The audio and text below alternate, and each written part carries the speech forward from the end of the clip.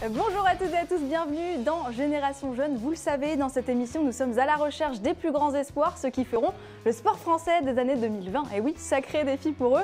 Aujourd'hui, ma pépite du jour, c'est une jeune femme de 21 ans. Elle est championne du monde junior de judo en individuel et par équipe. Elle est à mes côtés, c'est Coralie Aimé. Salut Coralie. Salut Maxime. Comment tu vas? Ça va, nickel, tout va. En forme en ce moment? Oui, ça va. Alors il me semble que tu es un petit peu en convalescence en ce moment, mais ça te permet aussi de te reposer un petit peu, C'est ça. qui dans une carrière de haut niveau est pas si mal. Exactement, franchement, je me suis un petit peu blessé à l'épaule, mais ça va. Normalement, la reprise, c'est pour mai. Et oui, franchement, ça va, ça me permet de me reposer, de souffler, et tout va bien. On prend son mal en patience, Exactement. et puis on fait d'autres choses. Écoute. Alors pour résumer un petit peu, tu es originaire de Villiers-le-Bel, dans le Val d'Oise. Ton club, c'est à Maisons-Alfort, dans le 94. Mais tu t'entraînes à l'INSEP depuis 2020. Tu es dans la catégorie des plus de 78 kilos. Championne du monde junior en Italie en 2021. Avant que l'on parle de ton année 2021, qui était clairement une tuerie, on va pas se mentir, j'aimerais qu'on revienne un petit peu sur ton histoire. Le judo, ça commence quand? Comment? Pourquoi? Oula. Alors, Longue histoire, je sais. Oui, voilà. Alors, j'avais fait... ma mère nous avait inscrites au judo avec ma soeur jumelle. Parce que tu as 3 sœurs. C'est ça, j'ai 3 sœurs et avec ma soeur jumelle... En fait, il faut savoir que dans ma famille, mes 3 sœurs et moi, on a fait du judo, mais elles sont parties parce qu'elles n'ont pas du tout aimé le sport. Et voilà, mais moi, j'ai accroché avec le sport, j'aimais beaucoup le sport. J'étais très, on va dire, hyperactive. Ouais. Voilà. Encore aujourd'hui, hein. On en parlera tout à l'heure, mais t'as pas qu'une passion, enfin bref. J'étais hyper active et ma mère nous avait inscrite au judo et franchement c'était du baby judo, j'avais 4 ans, quelque chose comme ça et ça m'a pas plu du tout. Moi je voulais pas me battre mais ouais si je voulais me battre et on faisait des roulades avant, des galipettes, enfin c'est des choses qui ne m'intéressaient pas du tout. Donc j'ai vite arrêté et après plus tard j'ai fait de la lutte au collège et mon prof de collège il s'appelait Monsieur Bardin. Et je lui fais un coucou d'ailleurs. Il m'avait Bonjour dit, Monsieur Bardin. Il m'avait dit bon Coralie là vraiment t'as quelque chose à jouer. Franchement si je te le dis c'est sérieux. Inscris-toi dans un club de lutte ou de judo, trouve quelque chose, mais il y a quelque chose à jouer. Et c'est vrai que à la lutte j'avais battu tout le monde, tous les garçons, filles, garçons, j'avais battu tout le monde. Et vraiment je me suis dit bon bah pourquoi pas. Et, je faisais des sports co, je voulais tenter un sport individuel. Il y avait un club de judo pas loin de chez moi. Je me suis dit, ok, pourquoi pas. Quand je suis arrivé au forum des associations, j'ai aidé ma mère pour porter les cartons, puisque c'était moi la sportive de la famille. Il y a un prof de judo, il est venu me parler et j'ai dit non, que je voulais pas faire de judo parce que bah, j'en avais déjà fait, que j'avais pas aimé. Il est parti voir ma maman, il lui a dit, je sais pas ce qu'il lui a dit d'ailleurs. Parce que moi, ma mère m'a dit, bon, bah, t'as bien travaillé, tiens, va au carrefour d'à côté, tu vas t'acheter à manger, quelque chose. Et il lui a parlé. Quand je suis revenu, ma mère, elle m'a dit, bon, Coco, lundi, tu vas au judo.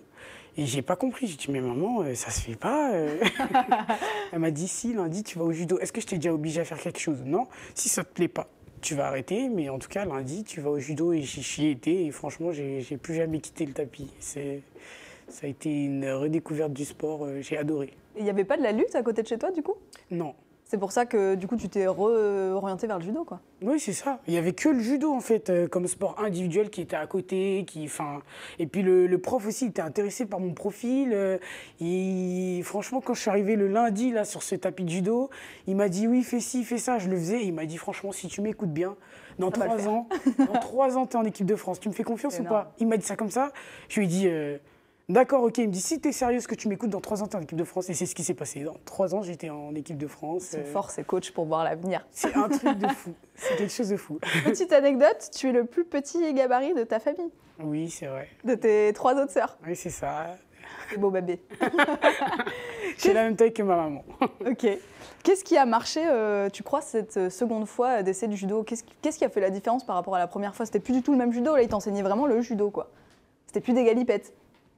Ouais, déjà, c'était du combat. C'était du combat.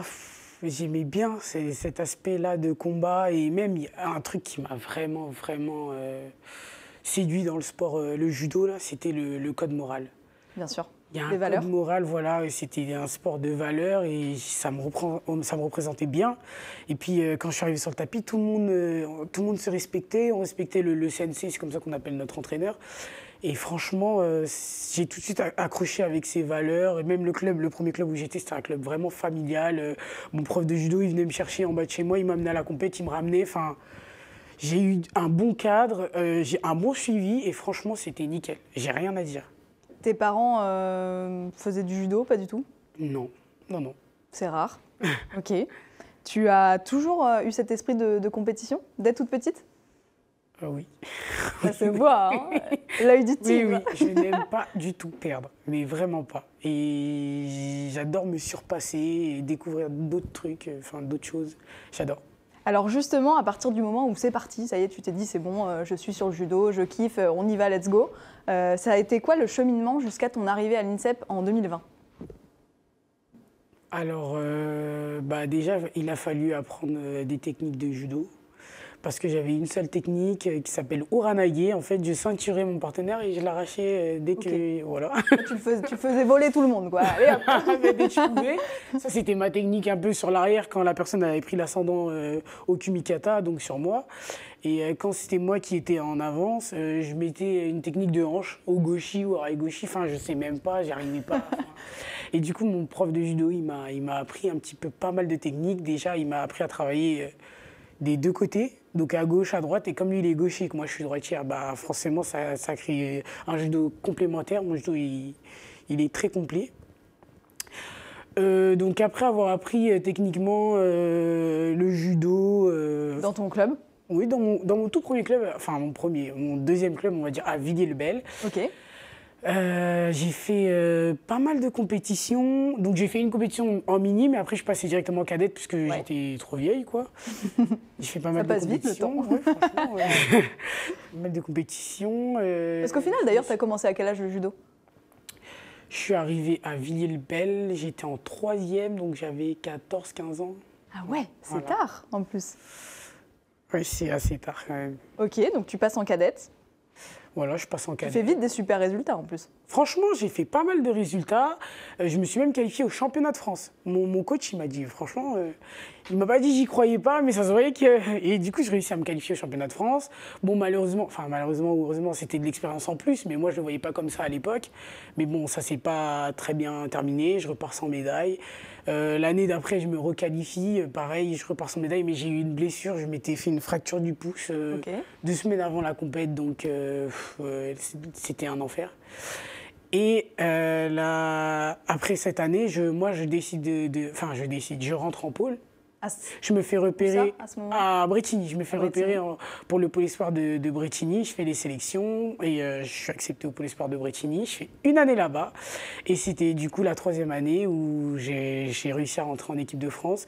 J'ai gagné tous les tournois internationaux. Il y avait le tournoi de Clermont-Ferrand, d'Amnéville, j'ai tous gagné. Et malheureusement, je sais pas, j'avais un problème, un blocage aux compétitions, les championnats de France et le tournoi de France. Mais j'ai fait 3e. Mais franchement, c'était bien. C'était des bonnes expériences. C'était de très bonnes expériences. Donc après, tu t'en vas à Strasbourg. Je fais l'international avec l'équipe de France. Après, je me fais repérer pour le pôle France de Strasbourg, donc j'y vais. Tu restes combien de temps là-bas? 2 ans. Ok. 2 années assez difficiles, surtout la première, puisque j'ai fait une année blanche, saison blanche. Je faisais que de me blesser. Impossible. Je ne me suis pas entraîné plus de 2 semaines. Et j'ai quand même réussi à faire 5e au championnat de France. Du coup, je décide de rester une année de plus parce que il fallait que j'ai une constance à l'entraînement. Bien sûr. Je reste une année de plus et là, ça a fonctionné. Là, franchement, j'avais tout gagné, j'avais réussi à m'entraîner, tout allait bien et je fais vice-championne de France cette année-là, donc je postule à l'INSEP. C'est toi qui fais la démarche de postuler à l'INSEP? Oui, je postule à l'INSEP et on m'accepte du coup à l'INSEP. Comment ça se passe une fois que tu arrives à l'INSEP? C'est dur de s'adapter justement à un nouveau lieu, avec des nouveaux partenaires d'entraînement, des nouveaux coachs? Non, oui, c'est très très difficile. Franchement, moi j'ai beaucoup de mal avec ça. Peut-être que les autres, ils n'ont pas cette... Enfin, moi vraiment, j'ai beaucoup de mal à m'adapter quand j'arrive dans un milieu. Il faut que j'étudie un peu les gens autour de moi, les entraîneurs. Puis je suis quelqu'un, enfin comment dire, de très affectif, de très sentimental. J'ai besoin que... Très humaine. Oui, voilà, j'ai besoin que ça se passe bien autour de moi. Et quand je connais pas, bah forcément, je me braque pas, hein, non, pas du tout. C'est de m'ouvrir et qu'on avance. Et c'était compliqué par rapport à ça, puisque je connaissais pas beaucoup de personnes. À l'entraînement, c'est difficile parce que sur l'INSEP, le tatami de l'INSEP, c'est un tatami avec que des pépites, il n'y a que des champions. Vraiment. Et du coup, c'est hyper compliqué de mettre en place un judo, de réussir à faire tomber, parce qu'on arrive, on est les bébés quand on arrive. Et, oui, un peu intimidé, forcément. En plus, on se met à s'entraîner à côté de Teddy, de Roman, de grands champions, et on se dit waouh. Ok. Bon. D'accord. Voilà. Mais en tout cas, les filles, elles m'ont tout de suite pris sur leur aile et ça s'est bien passé après. Hein. Franchement, dès que j'ai compris, j'ai chopé le truc et ça a été tout. Justement, qui t'a pris un petit peu sous son aile? Sous ton aile? Oula, je vais parler des filles de ma catégorie. Bah, il y a eu Roman, Anne Fatoumata Mbairo, Julia Tolofua. Les trois, là, ce sont mes grandes sœurs du judo. Elles m'ont vraiment pris sous leur aile. Après, il y a eu Audrey Tumeo et Marie-Ève, qui ne sont pas dans ma catégorie, mais elles aussi, qui m'avaient déjà suivi un petit peu avant et qui me disaient « Allez, courage, lâche rien ». Elles m'envoyaient des messages avant les championnats de France. Enfin, franchement, ça s'est bien fait. Alors, à côté du judo, tu es en STAPS. Tu faisais pas assez de sport? Non, tu trouvais qu'il fallait t'en rajouter une couche? Alors, oui, je suis en STAPS. Je suis en deuxième année en STAPS. Et bah, ça se passe. Hein. Voilà. Ça se passe. Ça se passe. J'espère ramener mon petit diplôme. Et puis voilà. Hein. Et puis ensuite, on ira faire d'autres choses. Parce que j'en parlais tout à l'heure, tu as d'autres passions, dont la musique et le théâtre. Ça aussi, je crois que ça vient de toi toute seule, hein, parce que dans ta famille, oui, pas du clairement, tout. Ça vient de moi toute seule. C'est pour ça que je disais que tu étais hyper active encore aujourd'hui, parce que visiblement, STAPS plus le judo, ça ne suffit pas, il faut rajouter quelque chose. Donc parle-nous un petit peu de cette passion musique. Tu as un groupe de rock? Oui, j'ai un groupe. Des filles? Oui, on est 3 dans le groupe, et c'est un groupe qui s'est formé... pendant, un peu après le confinement, parce que on s'ennuyait, enfin il n'y avait rien à faire et qu'on adorait la musique toutes les 3, donc on a décidé de faire un groupe, voilà, et on joue. Moi je chante un petit peu dans le groupe. Ah, fallait pas me dire ça. Non, non, j'ai vraiment dit un petit peu. D'accord. Je joue de la guitare dans le groupe et il y a une pianiste. Et, du coup, tu commences à t'y mettre un petit peu aussi, au piano? Oui. Je joue avec elle un petit peu et voilà quoi, franchement. C'est trop génial. C'est ton équilibre un petit peu en dehors du judo, tout ça? Franchement, oui, ça me permet de sortir un peu du monde du judo, du sport et c'est cool. On voit la famille, puis je vais les voir, on joue, on chante, enfin, trop bien. C'est super. Alors, on va revenir un petit peu sur ton année 2021 hyper impressionnante. Tu remportes 2 Coupes d'Europe junior. Tu es vice-championne d'Europe junior individuelle et par équipe. Tu es championne du monde junior individuelle et par équipe mixte. Pareil pour les Europes juniors, hein, c'était par équipe mixte.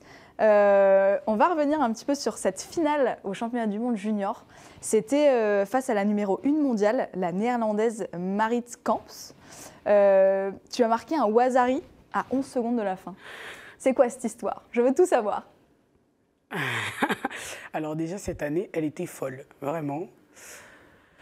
Et les championnats du monde, pour moi, ça a été une compète différente des autres. Je ne saurais pas comment l'expliquer, mais j'ai vraiment abordé cette compète différemment des autres compètes. C'est vrai qu'à ma finale... C'est ta finale, là? Oui, oui, c'est ma finale. Il y a tout le clan français derrière. Ça me fait quelque chose de revoir les images. Mais du coup, ça, c'est ma finale au championnat du monde par équipe. Par équipe mixte, oui. Du coup. C'est ça. Et ça me fait quelque chose de revoir les images. Vas-y, vis-le. Écoute, ça faisait longtemps que tu les avais pas revues, cette image? Oui, ça fait un moment. Mais c'est vrai que quand je suis entrée, je les regardais tous les soirs. Tellement j'étais trop... Enfin, j'avais du mal à réaliser. Enfin, je suis rentrée avec ces médailles-là, je les ai accrochées dans ma chambre. Ces médailles-là, elles sont impressionnantes. C'est fou, quoi. Ouais, je les regarde vraiment et je me dis, encore aujourd'hui, je me dis, là, quand je les ai rangées pour les amener, je me suis dit, franchement, Coco... T'es fière, quand même. Tu peux être fière de toi. Tu m'étonnes. Tu peux être fière de toi parce qu'à la base, j'étais vraiment pas la numéro 1. C'était Léa Fontaine, qui est ma rivale puisqu'on a le même âge. Et elle y a été avec moi aussi sur les championnats du monde, elle a fait 3e. Mais du coup, j'ai quand même fait 12 championnes du monde junior. C'était... Et pendant le combat, pour revenir sur le combat... La finale individuelle pendant la finale, avant de rentrer, c'était hyper frustrant parce qu'en chambre d'appel, j'étais avec une coach qui s'appelle Amina Abdelatif. Okay. Et en gros, elle me disait, elle m'a rien dit. Elle ne m'a pas parlé pendant, quand j'étais dans la chambre d'appel, elle ne me parlait pas. Je la regardais et elle me disait juste, tout va bien se passer. Et dans ma tête, je me disais, mais en fait, ça peut que bien se passer. Il n'y a pas d'autre solution. Aujourd'hui, c'est moi. Parce qu'une finale, c'est fait pour se gagner, c'est pas possible. Et surtout pour quelqu'un comme toi qui déteste perdre. Sachant que je faisais toujours deuxième, je me suis dit non, là maintenant c'est fini, il faut briser. Même là au championnat d'Europe, j'avais fait 2e, et enfin en individuel, j'étais tout le temps 2e. Et mon coach, après, il arrive, puisqu'il était sur la chaise de La Fontaine, il arrive et il me parle même pas. En fait, il me dit quelque chose, mais moi, j'étais dans ma bulle, en fait, j'étais trop concentrée.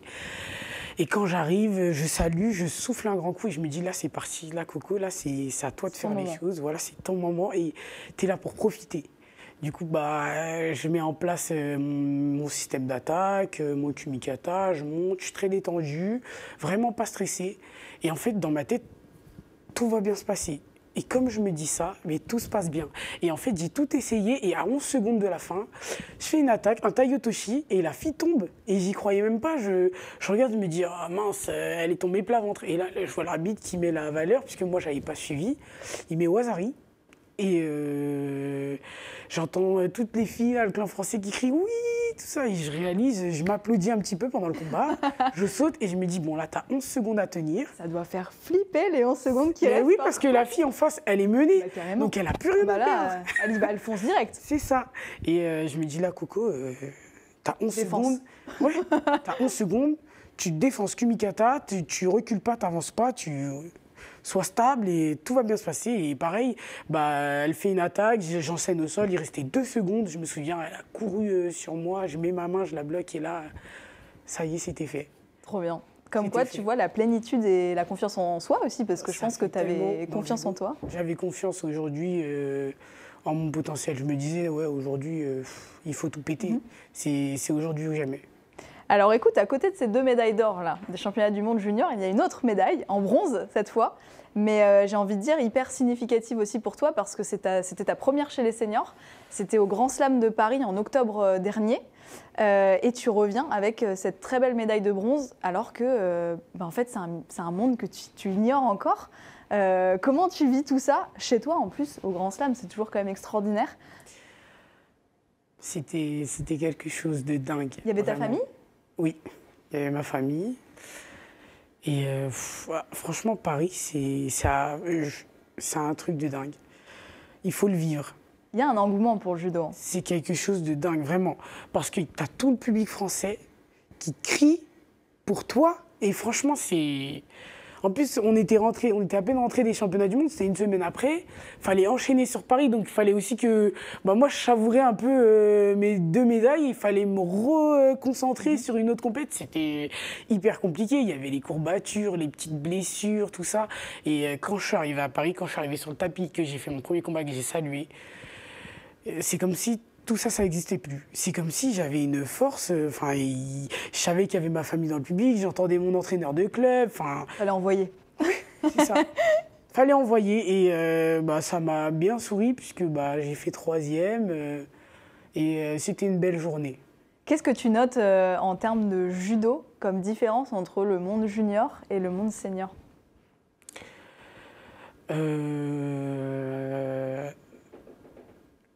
Les seniors, ils sont... en senior, les filles sont plus précises. Dans leur façon d'attraper le kumikata, en fait, tout ça? En senior, tu n'as pas le droit à l'erreur. Ça veut dire que quand tu attrapes le kumikata avant ton adversaire, tu es obligé d'aboutir, d'attaquer ou de faire quelque chose, parce qu'en fait, tu sais pas dans le combat si tu auras l'occasion de réattraper son kumikata ou autre, et tu sais que si tu fais une erreur de déplacement, ce qui arrive en junior, si tu fais une erreur de déplacement ou autre, la fille, elle sera là pour te cueillir, soit t'immobiliser, soit te faire une clé de bras, t'étrangler ou te projeter au sol. Et franchement, il n'y a vraiment pas d'erreur en senior. Et franchement, c'est impressionnant. Mais ton judo marque quand même des points en senior, vu la médaille de bronze. Oui, ça va. Bon, je me plains pas. Je pense que tu as les Jeux Olympiques de Paris 2024 en tête dans 2 ans et demi, j'imagine.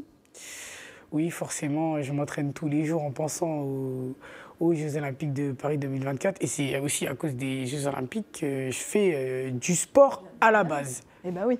J'ai toujours dit à ma maman, depuis petite, moi, plus grande, mon métier, je voudrais être athlète aux Jeux Olympiques. Et elle me disait, mais Coco, c'est pas un métier.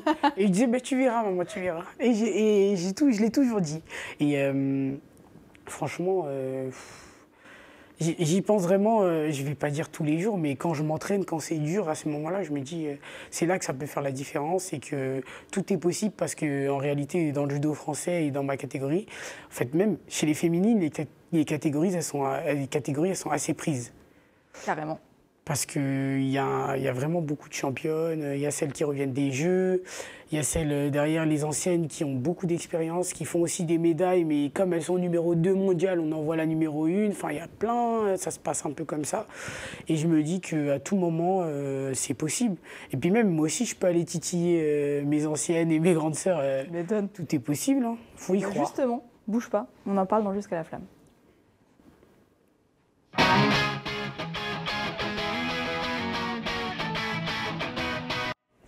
Alors, c'est clair qu'il y a des anciennes qui sont encore bien présentes, qui sont bien en place, mais j'ai envie de dire qu'il y a de la place quand même pour la jeune génération. Et comme tu le disais, si tu n'y crois pas, ça ne sert à rien de venir t'entraîner. Il faut y croire. Rien n'est impossible.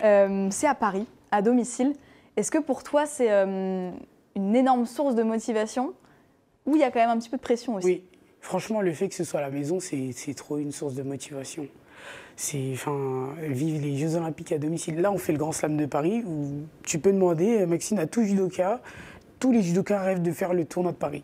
Les judokas français rêvent de faire le tournoi de Paris. Il y en a même qui sont plus médaillés au tournoi de Paris qu'en championnat ou autre. Et c'est vraiment une fierté pour tous les judokas de faire le tournoi de Paris. Et là, on nous apprend qu'il y a les Jeux Olympiques à domicile. C'est encore c'est un cran au-dessus, quoi. J'ai jamais vécu les Jeux Olympiques de la jeunesse ou autres, même les Jeux Olympiques en général. Et franchement, le fait que ce soit à Paris, il y a la famille qui vient. Enfin, je n'ai même pas les mots, mais c'est vrai que on a tous envie de faire les Jeux Olympiques de Paris 2024 et ce sera une belle course jusqu'à la fin. Carrément, tu parles de course. C'est vrai que dans ta catégorie, dans les plus de 78, il y a du Roman Dico. Tu as même ton ami aussi qui était en junior avec toi, Léa. Léa Fontaine, Julia Tolufua, enfin on est beaucoup, on est vraiment beaucoup. La liste est longue. Beaucoup. Il reste 2 ans et demi. Qu'est-ce qui te reste, tu crois, à bosser pour pouvoir obtenir la qualif? Parce que je rappelle qu'il y a une seule combattante par catégorie aux Jeux Olympiques. Oui, c'est ça. Je vais dire bosser le physique, parce que je suis un peu plus petite que les autres et un peu plus légère. 1,75 et tu es petite, d'accord. Non. J'imagine même pas les autres. Dans ma catégorie, voilà, pour préciser. Donc oui, bosser le physique, parce que je sens qu'elles ont plus de force que moi. Travailler la vitesse, parce que ça va être mon avantage. Comme je suis plus petite, je suis plus rapide. Tu dois être plus vive. Voilà, c'est ça, plus rapide et j'ai plus de cardio. Donc pareil, travailler cardio, la vitesse, le physique et la dimension mentale, elle est très importante aussi. Tu as un préparateur mental ou une préparatrice mentale? Je vois une psychologue. Ok. Voilà. Et c'est ça qui est génial d'ailleurs aujourd'hui dans les équipes des sportifs, c'est que vous avez quand même vraiment un panel autour de vous de personnes. On est hyper bien entouré, on n'a pas à se plaindre, franchement c'est dingue. Alors à l'INSEP, il y a Romane, il y a Clarisse Agbenenou, il y a Teddy Riner. Est-ce que c'est des personnes qui te poussent vers le haut au quotidien, qui te donnent pas mal de conseils justement pour réussir? Franchement oui, et même, ils n'ont même pas besoin de nous donner des conseils, même s'ils le font, parce que quand on les voit s'entraîner, en fait on les voit au quotidien, voilà c'est ça. On les voit au quotidien et on comprend tout de suite pourquoi ils sont là où ils sont aujourd'hui. C'est simple. Et en plus de ça, le judo français marche quand même plutôt bien. À chaque jeu, vous ramenez toujours une tonne de médailles. Tu crois que c'est quoi la particularité justement du judo français et qui fait qu'il est aussi efficace en fait à l'étranger? Je pense que déjà c'est parce que c'est un sport individuel mais qui est collectif. Dans le sens où au judo, c'est un sport individuel mais on ne peut pas s'entraîner seul. On est obligé d'avoir des partenaires autour de nous. Et en France, ici, on a vraiment une diversité de partenaires. On a l'occasion aussi de faire beaucoup de stages. Il y a une bonne, comment dire, il y a des bons pôles de préparation. Parce que les pôles à Strasbourg, à Bordeaux, à Orléans ou autres, ils préparent hyper bien aussi physiquement comme en termes de judo. Et je pense que c'est ça, c'est le fait qu'il y ait beaucoup de suivi, beaucoup de cadres qui fait que derrière, nous à l'INSEP, on réussit à assurer, à s'entraîner tous les jours. Parce que comme je le disais, j'ai fait une année blanche, j'avais du mal à m'entraîner. Moi, j'ai appris à m'entraîner du coup quotidiennement et ça m'a permis ici à l'INSEP de pouvoir m'entraîner quotidiennement, peu importe les gabarits que je prenais, suivre le rythme. Et donc, je pense que c'est le cadre qu'on suit, pôle espoir ou pôle France pour certains, puis le pôle élite sur l'INSEP. Je pense que c'est tout ce cadre qui fait qu'on a une bonne, on a un bon sport et voilà. Et tu parlais d'ailleurs de partenaire d'entraînement. Tu as été partenaire d'entraînement pour Roman Dico avant les Jeux de Tokyo. C'était quoi? C'était l'été? C'était combien de temps avant les Jeux? On est parti le 12 juillet. Ouais, donc un petit peu avant les Jeux. Et tu étais à ses côtés justement pour l'aider à conquérir ses médailles, j'ai envie de te dire. Donc en fait, tu y es aussi indirectement un petit peu pour quelque chose. Tous ces partenaires au quotidien. M'a remercié. Enfin, moi, je le prends pas comme ça. Pour moi, c'était un honneur carrément d'être partenaire de Roman dans le sens où j'ai pu aussi observer comment s'entraîner une équipe olympique. Pendant les Jeux. Pendant les Jeux, surtout, pré-olympique, c'était avant les Jeux. Donc j'ai pu voir un peu les entraînements, les séances qu'ils faisaient, la mentalité du groupe et même du coup de Roman, puisque moi j'étais un peu plus avec Roman, j'étais avec Roman et Sarah surtout.